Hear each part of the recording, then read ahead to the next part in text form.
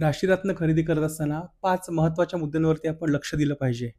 तर ते 5 महत्त्वाचे मुद्दे कोणते आहे हे या व्हिडिओमध्ये मी सांगणार आहे. पण त्याच्या अगोदर 2 महत्त्वाचे तुम्हाला सल्ले मी देणार आहे. पहिला सल्ला की तुम्ही राशीरत्न खरेदी करताना नेहमी ज्योतिषांच्या सल्ल्यानुसारच खरेदी केला पाहिजे.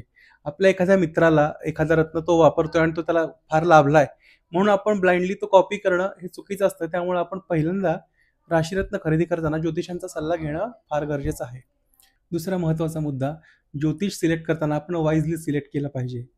म्हणजे आपण अनबायस्ड किंवा न्यूट्रल ज्योतिष जे असतील त्यांच्याकडनंच आपण सल्ला घेतला पाहिजे. बऱ्याच वेळेला असं बघायला मिळतं की ज्योतिष स्वतःच्या काही वैयक्तिक फायद्यासाठी तुम्हाला अनवॉन्टेड स्टोन सजेस्ट करतात आणि तो तुम्हाला वापरायला देतात. त्यामुळे मी असं सजेस्ट करेन की जेव्हा आपण ज्योतिष निवडतोय तर ते आपल्याला पेड ज्योतिष आहेत का हे आपण आधी बघितलं पाहिजे. त्यांना फक्त आपण कन्सल्टेशन फीस देतोय का? कुठल्याही फ्री ज्योतिषांकडे काम करू नका. जे ज्योतिष आपल्याला कन्सल्टिंग फी घेत आहेत आणि मग आपला सल्ला देत आहेत अशा प्रॉपर काम करणाऱ्या ज्योतिषांकडेच तुम्ही सल्ला घेतला पाहिजे. कारण असं बऱ्याच वेळेला बघायला मिळतं की काही ज्योतिष मोफत सल्ला देतात पण असे काही बंपक सल्ले देत असतात की हा जर रत्न तुम्ही घेत नसाल, खरेदी करत नसाल तर लवकरच तुमचा ऍक्सिडेंट होईल आणि वगैरे वगैरे. तर असल्या बंपक थापांपासून आपण दूर राहिलं पाहिजे. हे पहिले सांगितलेले 2 मुद्दे अतिशय महत्त्वाचे आहेत. पण जर तुम्हाला त्याच पद्धतीने काम करायचं असेल, तुम्हाला आपल्या मित्राला किंवा मैत्रिणीला ब्लाइंडली फॉलो करून तोच स्टोन वापरायचा असेल किंवा एखाद्या फ्री सल्ला देणाऱ्या ज्योतिषांकडे काम करायचं असेल, त्यांच्याकडनं सल्ला घ्यायचा असेल, तर मी सजेस्ट करेन की पुढचा व्हिडिओ तुम्ही बघू नका. पुढचा व्हिडिओ तुमच्यासाठी नाही.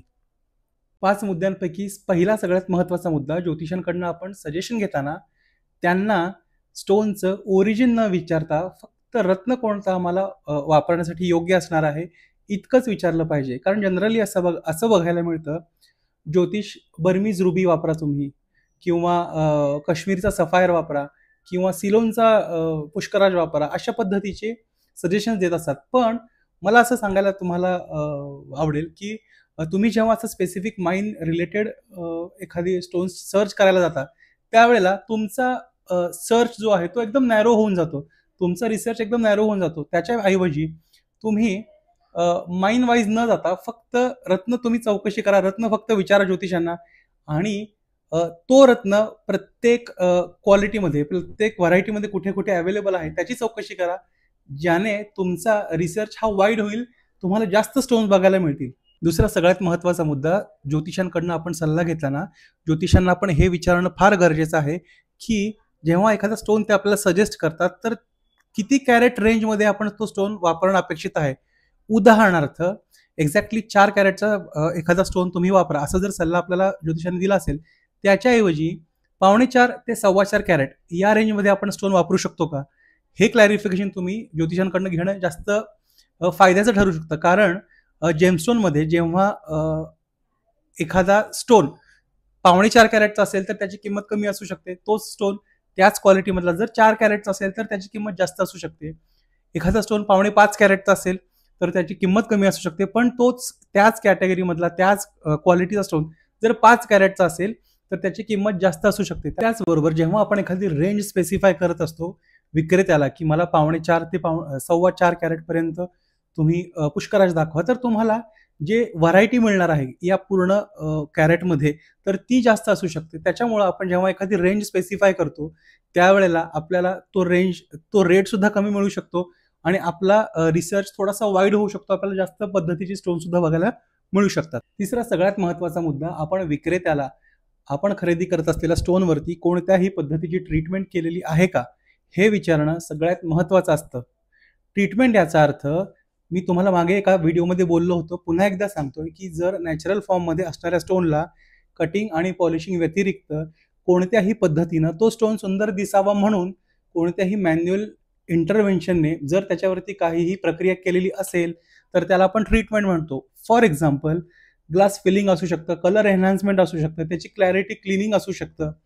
तर या पद्धतीच्या कोणत्याही ट्रीटमेंट ॲस्ट्रॉलॉजिकल पर्पजसाठी जेव्हा आपण रत्न वापरत असतो तर त्या कोणत्याही ट्रीटमेंट स्टोनवरती नसलेल्या अपेक्षित असतं. त्यामुळे तुम्ही आपल्या विक्रेत्याला नक्की विचारा की या स्टोनवरती कोणत्याही पद्धतीच्या ट्रीटमेंट झालेल्या आहेत का. चौथा सगळ्यात महत्त्वाचा मुद्दा, जेव्हा आपण एखादा स्टोन खरेदी करण्यासाठी विक्रेत्याकडे जात असता ते तुम्हाला तुमचं बजेट किती आहे हे अगोदर विचारत असतात.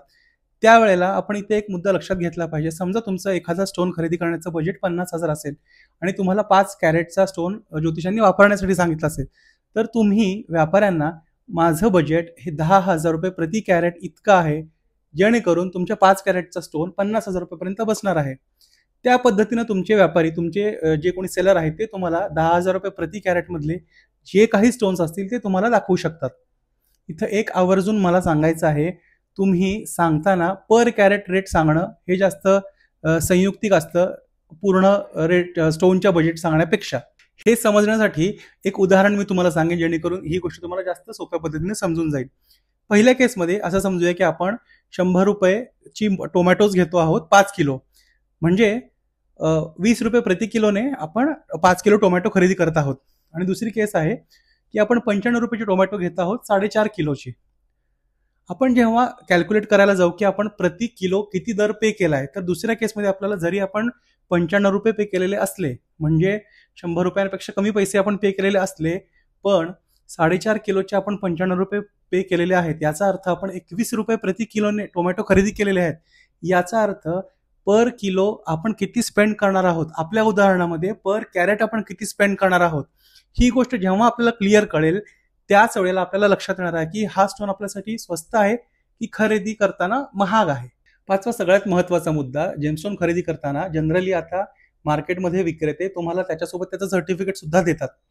पण फर्दर कन्फर्मेशनसाठी मी असं सजेस्ट करेन की तुम्ही स्वतः पैसे घालून दुसऱ्या एखाद्या रेप्युटेड लॅबमध्ये तोच स्टोन पुन्हा एकदा चेक करून घ्यावा, जेणेकरून स्वतःची खात्री करून द्यावी की विक्रेत्याने जे प्रॉमिसेस आपल्याला केले होते, फॉर एक्झाम्पल तो स्टोन सपोज अनट्रीटेड असेल, अनहिटेड असेल, तर त्यांनी दिलेल्या सर्टिफिकेटमध्ये आणि तुम्ही स्वतः वैयक्तिकरित्या जो बाहेर लॅबमध्ये तुम्ही जो चेक करून घेतलेला आहे, त्या दोन्ही सर्टिफिकेट्समध्ये जर सेम रिझल्ट्स येत असतील, तर तो स्टोन तुम्ही घ्यायला काहीही हरकत नाही. राशीरत्न खरेदी करत असताना तुम्ही हे 5ही स्टेप्स न चुकता जर फॉलो केले, तर मी तुम्हाला गॅरंटी देतो की तुम्हाला कोणीही फसवू शकत नाही. राशीरत्नांची खरेदी या 5 स्टेपने मी तुमची अगदी सोपी करून टाकली आहे. तरी सुद्धा याच्या व्यतिरिक्त तुमच्या मनात आणखी राशीरत्नांबद्दल कोणतीही शंका असेल, तर ती मला आवर्जून कॉमेंट्समध्ये सांगा किंवा DM करून कळवा.